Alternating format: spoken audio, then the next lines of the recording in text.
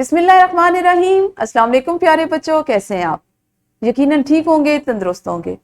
آپ سب بخوبی واقف ہیں، اس وقت ہم پڑھتے ہیں اردو جماعت ششم اور ہمارا سبق ہے حمد۔ آپ جانتے ہیں یہ ایک نظم ہے جس کو ہم نے آج تیسرے حصے میں مکمل کرنا ہے۔ یوں ہوگا درسی کتاب کا سبق نمبر 1 اور ہم نے چونکہ تیسرے حصے میں پڑھنا ہے تو سبق نمبر 1.3۔ آج کے سبق میں جو عنوان ہے وہ ہے زبان شناسی۔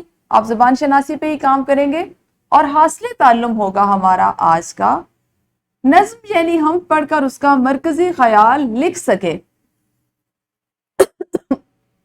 ہمارے لکھنے کی جو صلاحیت ہے اس میں اضافہ کرنے کے لیے مختلف سرگرمیاں کی جائیں گی، اس کی مشق کی جائے گی اور سیکھنے کی چیز ہوگی مرکزی خیال۔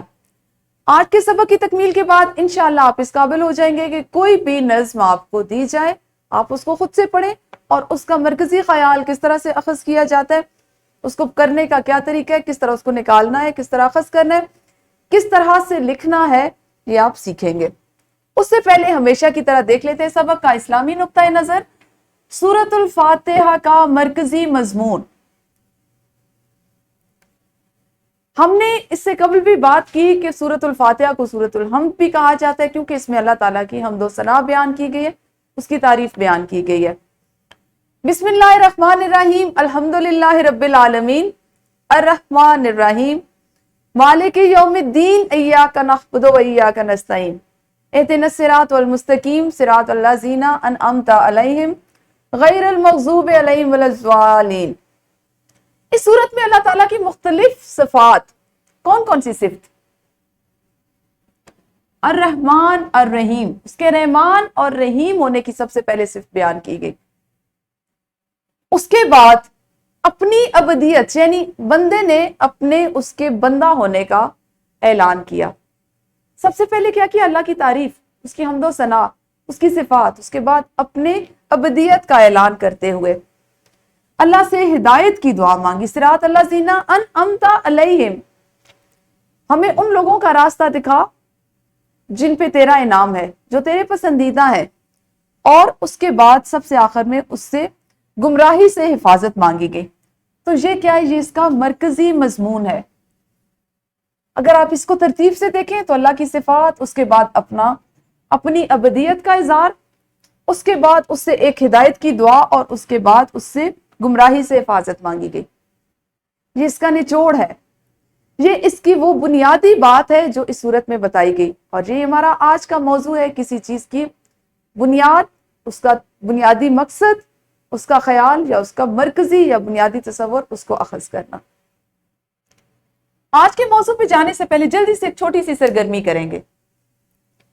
نظم کے کچھ اشعار آپ ذرا پڑھیں اور مجھے بتائیں کہ آپ ان سے واقف ہیں، کہاں سے واقف ہیں؟ جیسے محنت پتھریلی پیاسی مٹی سے پھول کھلاتی ہے، کھیت کی ہریالی ڈالی بن جاتی ہے، پھل پاتی ہے۔ کہاں پڑھی ہم نے یہ نظم؟ بالکل صحیح، یہ نظم ہماری جماعت پنجم میں شامل تھی محنت کے عنوان سے۔ آپ سب اس سے واقف ہیں، آپ سب نے پڑھی، بہت خوب۔ ابھی ہم اس کو دوبارہ پڑھیں گے۔ کیوں پڑھیں گے یہ بھی میں آپ کو بتاتی ہوں۔ کرنا کچھ اس طرح سے کہ جتنے اشعار آپ کے لیے لکھے گئے ہیں آپ نے ان اشعار کو 1 سے 2 مرتبہ پڑھنا ہے اور سمجھ کر پڑھنا ہے، اور جس طرح ابھی میں نے آپ کو سورہ فاتحہ سے اس میں سے کچھ اس کا مرکزی مضمون یا اسے کیا سمجھ آتی ہے، کس بات کا اظہار ہے، وہ بتایا، آپ نے اپنی اس پڑھی ہوئی نظم سے جماعت پنجم میں جس کو آپ سمجھ چکے ہیں، اس نظم سے آپ کو کیا سمجھ آیا، ان اشعار میں شاعر نے کیا مقصد بیان کیا ہے، اس کو اخذ کرنا ہے، اور جلدی سے ہاتھ کھڑا کرتے ہوئے اپنی باری کا انتظار کرتے ہوئے اپنی معلمہ کو بتانا ہے۔ کرنے کا طریقہ وہی ہوگا کہ ویڈیو کو روکیں گے اور سرگرمی کریں گے۔ ہاں جی، سرگرمی کس کس نے مکمل کی اور بہت اچھے سے مکمل کی؟ آپ سب نے، بہت خوب، بہت اچھی بات ہے جی۔ آپ کو اندازہ ہو رہا ہے کہ آج ہم کیا کرنے جا رہے ہیں، تو آج ہم سیکھیں گے انشاءاللہ نظم پڑھ کر اس کا مرکزی خیال اخذ کرنا، نکالنا، اس میں سے ایکسٹریکٹ کرنا۔ ٹھیک ہے جی، دیکھتے ہیں مرکزی خیال ہوتا کیا ہے۔ مرکز عربی زبان میں صفت کے طور پر استعمال ہوتا ہے. آپ جانتے ہیں اسم فعل صفت یہ ہم پڑھ چکے ہیں. صفت کے طور پر استعمال ہوتا ہے جس کے معنی بنیادی، درمیانی یا بیچ کا ہے. صفت کس کو کہتے ہیں؟ کسی خوبی یا خامی کو، اچھائی یا برائی کو.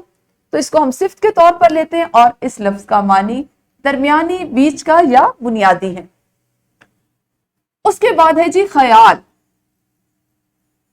خیال کو ہم بطور اسم لیا جاتا ہے، ٹھیک ہے، جو تصور، دھیان اور منصوبہ جیسے الفاظ کے جیسے معنوں میں استعمال ہوتا ہے. اسم ہے اور یہ تمام اس کے معنی ہیں تصور، دھیان اور منصوبہ. اب اگر آپ اسم کو صفت کے ساتھ ملائیں، بنیادی تصور، بنیادی دھیان، بنیادی منصوبہ، یا بیچ کا تصور، بیچ کا دھیان یا بیچ کا منصوبہ، ایسا ہی ہوگا نا. اس طرح یہ ایک مرکب لفظ بنتا ہے. مرکزی خیال دو الفاظ سے بنا، مرکب ہو گیا، اور اس کو ہم مرکزی خیال کسی چیز کے بنیادی تصور کے لیے استعمال کیا جاتا ہے. سمجھ آئی؟ کہاں سے آیا؟ کیا اس کا ماخذ ہے؟ کن معنوں میں استعمال کرتے ہیں؟ اس کی بنیاد یعنی کس طرح سے ہوتا ہے؟ بنیاد، کسی چیز کی بنیاد کس چیز پہ رکھے گی. دیکھیں، آپ نے کوئی کام کرنا ہوتا ہے. فرض کیجئے آپ کو ایک پروجیکٹ ملا، ایک عملی منصوبہ ملا.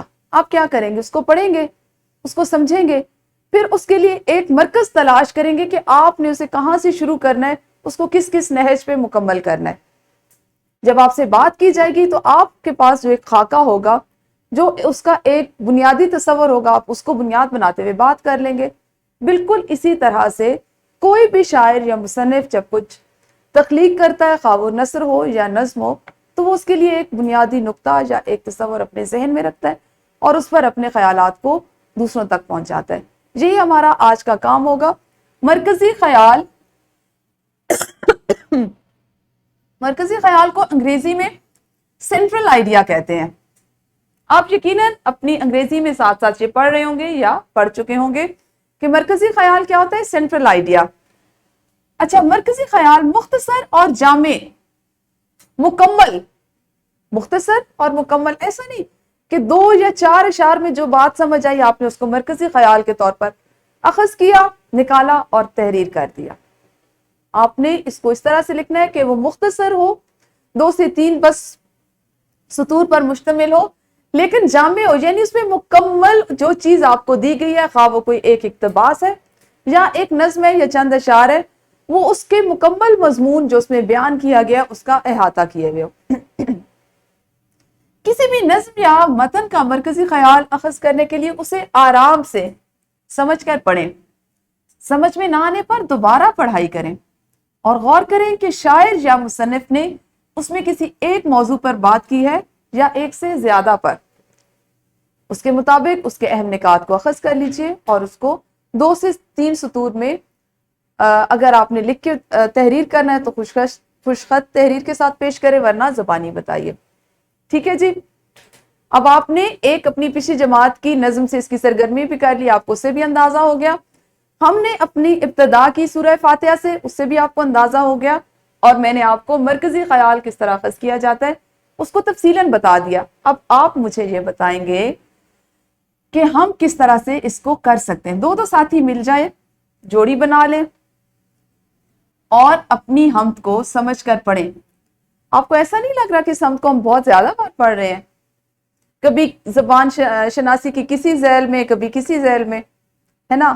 اس سے کیا فائدہ ہو رہا ہے کہ جب آپ کی معلمہ آپ کو پڑھائیں گی تو آپ اس حمد سے اتنے اچھے سے واقف ہو چکے ہوں گے کہ آپ کو اس کے بہت سے وہ جو موضوعات ہیں وہ پہلے سے آپ کے ذہن میں ہوں گے. اور اگر کوئی نقطہ ایسا ہے جس کو اچھے سے سمجھ نہیں آئی تو وہ آپ کے پاس پہلے سے تیار ہوگا.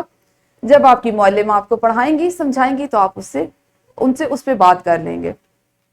کرنا یہ ہے کہ 2 ساتھی مل کر ہم سمجھ کر پڑھیں اور مرکزی خیال اخذ کریں. جب آپ دونوں اپنی اپنی کاپی پر لکھ لیں تو پہلا ساتھی دوسرے کو دے کہ وہ اس کو ایک دفعہ اس کی جانچ کر لے، اور دوسرا ساتھی پہلے کو دے. جو آپ ایک دوسرے کے خیالات سے اور ایک دوسرے کے انداز سے بھی واقف ہو جائیں گے. آپ سب واقف ہیں کہ ہم سرگرمی کرتے وقت اپنی ویڈیو کو روکتے ہیں اور پھر سرگرمی کرتے ہیں. جی آپ سب نے سرگرمی مکمل کر لی اور مختصر وقت میں، کیونکہ ایک چھوٹی سی سرگرمی تھی، شاباش۔ مشق میں بھی ہمارا یہی سوال شامل ہے کہ حمد کا مرکزی خیال تحریر کریں۔ ابھی جس کام کو آپ نے آپس میں مل کے کیا، اس کو آپ نے اپنی مشق کے طور پر، مزید مشق کے طور پر بہتر انداز میں اردو کی کاپی پر کرنا ہے۔ کرنے کا طریقہ وہی ہوگا کہ آپ اس میں مارجن لائن ڈرا کریں گے، اس کے بعد تاریخ لکھیں گے، مطلب حاشیے لگانے کے بعد تاریخ لکھیں گے، عنوان لکھیں گے اور آج کا کام کریں گے۔ گھر سے کیا کام کر کے لائیں گے؟ یہ تو وہ کام ہے جو ہم نے ابھی جماعت میں کر لیا، ساتھی کے ساتھ مل کے بھی کر لیا، خود سے بھی کر لیا۔ گھر سے بھی تو کچھ کر کے لائیں گے نا۔